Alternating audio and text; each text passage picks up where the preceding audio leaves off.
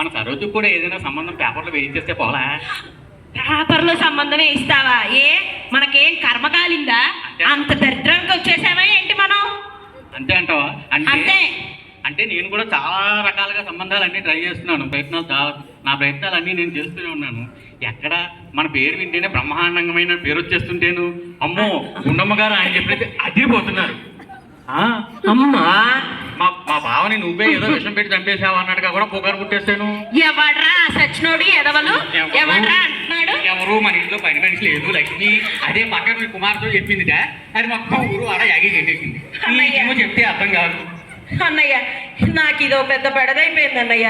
ముందు ఈ లక్ష్మికి ఎవరో ఒకళ్ళని చూసి సంబంధం చేస్తే గాని నా కూతురు సరోజుకి పెళ్ళయ్యేటట్లేదన్నయ్య. అది ఎంత పని లేదే. అదే అన్నయ్య, దానికి ఎవరు రోడ్డు పైన పోయే సన్నాసిని తీసుకొచ్చి కళ్యాణం కానిచ్చేసి ఆ పుణ్యమేదో నువ్వే కట్టుకో అన్నయ్య. ఆ పుణ్యనే కట్టుకుంటాను కానీ మన సరోజుకి మా అబ్బాయిని ఇస్తే ఎలా ఉంటుందంటావు? ఏం మాట్లాడుతున్నావు అన్నయ్య? ఇంకోసారి ఇలాంటి మాటలు మాట్లాడేటట్టయితే నా ఇంటికి గడప తొక్కకు. అంతే. ఏమన్నా బుద్ధుండి మాట్లాడుతున్నావా? నీ కొడుక్కి నా కూతురు ఎలా ఇస్తారనుకుంటున్నావు? అది కాదు, దాని పోరు పల్లె అడిగాను కానీ నాకు తెలీదు. నీ కూతురు నా ఇంటికి వచ్చి ఏం తింటుంది? చాలు చాలు. అందుకే ఈ అవ్వారాలన్నీ తెలిసే నేను శాస్త్రి గారికి చెప్పి ఆ రాంభద్రయ్య గారి కొడుకు సంబంధం మాట్లాడమని చెప్పాను. ఆయన మాట్లాడతారు. ఏమిటి రాంభద్రయ్య గారా? మానవ సంబంధం మాట్లాడేసేసావు.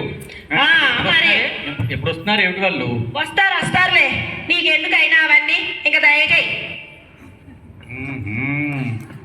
రాంభద్ర సంబంధం చూస్తావుటే నువ్వు? నా కొడుకు కాదనుకున్నాను. నేను చూస్తాను, నా పెళ్ళి ఎలా జరుగుతుందో నేను చూస్తాను.